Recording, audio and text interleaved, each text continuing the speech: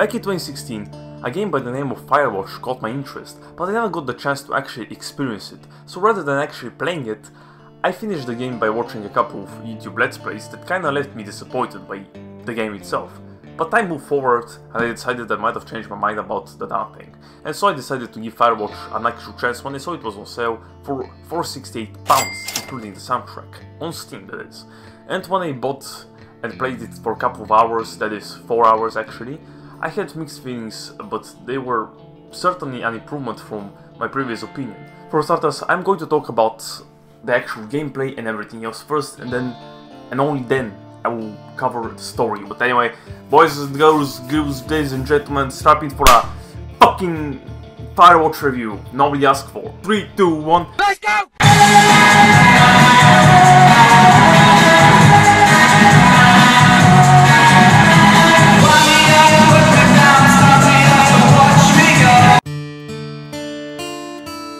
Now, if you're asking yourself the question, what is Firewatch? Just the Productions is it about?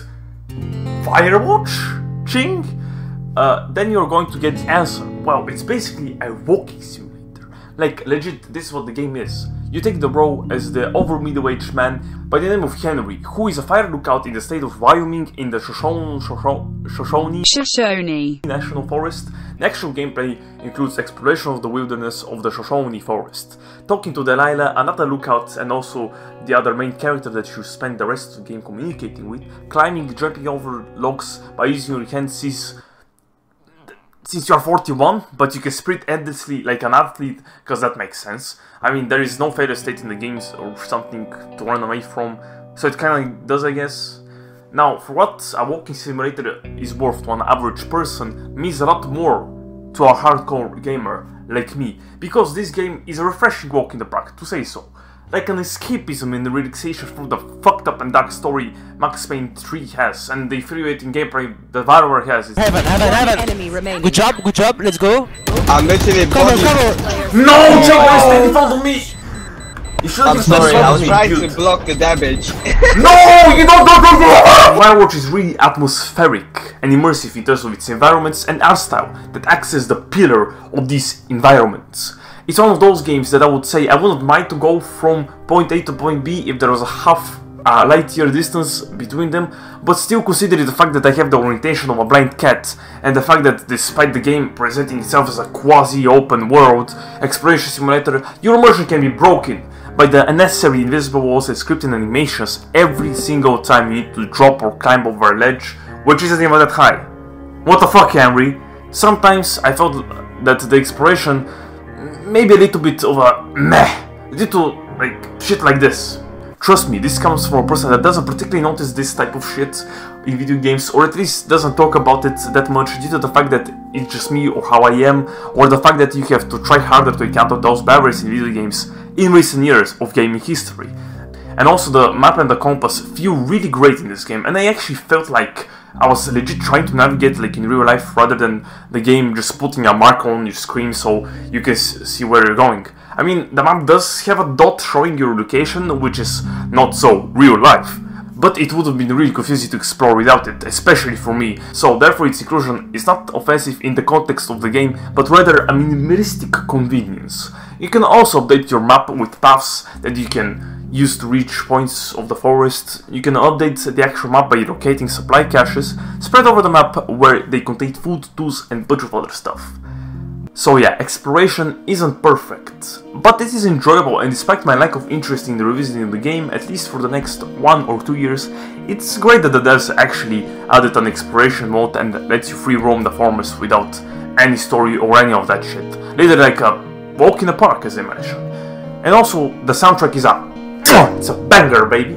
The other aspect of the game, as I mentioned, is the dialogue, which doesn't serve as the story depends on your choices, as far as I'm aware of, but rather as a storytelling tool that allows you to find more or less about Henry and Delilah, one of the two main characters. You communicate with Delilah as Henry through a walkie-talkie, and you have a limited time to respond, and you have multiple choices of dialogue.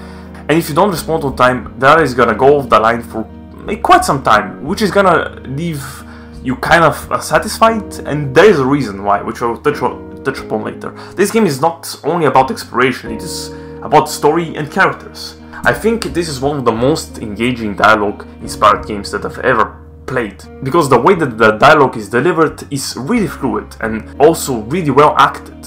The dialogue really felt like the way it was intended, just two people talking through a radio. Sounds dumb, but it is good because it is executed really good. Which is why you don't want Delilah to hang up on you, because you legitimately care about someone to accompany your lonely ass in the wilderness. You legit feel like being in Harry's shoes ever since from the sad start of the game to the enlightening conclusion of the final act. And in order to justify my IGN, it makes you feel like Batman or Spider-Man. At its core, Insomniac Games' adventure strives to make you feel like Spider-Man. And also to explore the game's narrative. I'm going to be talking extensively about the story, so this means only one thing. Spider-Man! Spider-Man! Nino, Nino, Nino!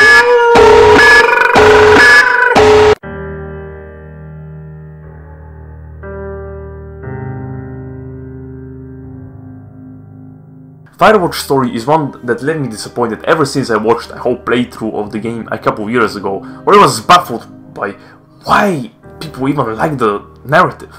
But now that I've replayed it, I realized that the game is not about what the story hypes up and then actually presents, but it is about Henry. And this is something the game makes crystal clear from its very start, where there is a long sequence of text and choices you have to choose for Henry from the start of his relationship with his wife Julia, which is a really melancholic introduction to a game, because she actually happens to age and develop early dementia, which means that Henry cannot be in a proper relationship with her, because she barely recognizes him. And because of that, he needs an escape and therefore takes on the job to become a volunteer lookout. The events of the game unfold in a way that trick you into thinking that everything happening is all a big conspiracy orchestrated by government, whatever the fuck, because weird events occur throughout the narrative, such as Henry's lookout tower being broken into, him discovering a whole section of the forest being blocked off by mysterious fence, Henry being attacked, him finding someone being tapping his radio, and listening to his conversations with Delilah. There are being statistics in the evaluation present for both characters in the camp that Henry discovers, which leads you and the characters to the conclusion that this is indeed some conspiracy against them. An experiment about observing two people in an isolated environment. This shit really builds up a good level of intrigue until you find out that all of these weird events were orchestrated by Ned Goodwin, who Delilah mentions a couple of times along with his son Brian. Ned actually killed his son by accident. I mean, happens, no judgment, alright? Okay. Not kill, but rather couldn't supervise him properly, so he fell off a cliff. Not his fault, am I right? And because of that, Ned decided to hide in the Shone Forest so no one finds out what actually happened. But because Henry was there and noticed him, Ned panicked and tried to watch every single step of his so he doesn't find out about him and what he has done. He's ashamed. Piece of shit, am I right? Come to think of it, it's quite a shock the first time you discover Brian's body, and furthermore you're perplexed and disgusted by Ned's cowardly behavior. But during the game's final act, Henry was in a contemplation about his future and that the right thing for him to do is go back to his wife. And this is the moment it struck me. Ned and Henry are two sides of the same coin. They both had people they loved, and in a way they lost them. Julia is not dead like Brian, but she might as well be, because she barely recognizes anyone, including the ones she loved. And at this point, both Henry and Ned don't see any sense of taking responsibility. Henry thinks he's better off without her, and the other way around, since she doesn't remember him, and he can just leave her to medical professionals to take care of her illness. Ned, on the other hand, well, his son is already dead, and he doesn't see the point of going back and taking the responsibility for his carelessness, and also making sure he has a proper burial. You guys don't know anything about having kids, alright? Nobody knows nothing. It ain't Andy and Opie walking down a lake to fish every afternoon. It ain't Mayberry. But you gotta know I didn't kill him. Alright, we were climbing, I was teaching him. Brian was uneducated in the way to do anything. He just fucking didn't sink his anchor the right way. You know, I thought about going back, having to answer questions and having to get him put in the ground, and I didn't see the point. Don't come looking for me. Sorry about your wife. Both characters do not see a point because they've left both of their loved ones for dead. But still, Julia needs Henry because of hope, so she can get better even if she doesn't acknowledge it. And Brian needs Ned, so he can honor his death. After deeping further the plot, I came to the other realization that it is one of the most realistic stories told in a video game. No government conspiracy, no supernatural stuff, but only a coward that is ashamed of his carelessness, causing a tragedy.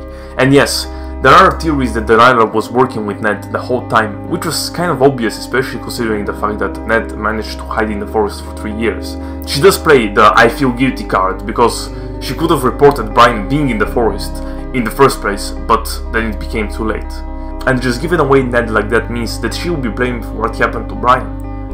All of the motivations of the characters align in a perfect manner, so I think that the story, with a fair bit of analysis, is one of the best that I have experienced in video game history. So revisiting this game was an interesting experience. It is certainly something to remember. Whether it is for its simplistic gameplay, rich art style and environments, or unique plot with weird depth, it is a product that will inspire an awe and a shock at the same time, but also a question of, are you making justice of the stuff that you love the most? Sean Vanneman, for certainly wasn't making justice with his IP by doubling down on double standards, which is a bitter taste in my mouth whenever I mention the game or play it. But still, it is good to give credit where credit is due, because in the famous words of Retrospective, communities are made up of individuals, which, like for players, it can also apply to developers. You can sure discredit the man who did wrong, but remember the people behind him who are not calling the shots and trying to deliver only something good. Something good under the name of Firewatch.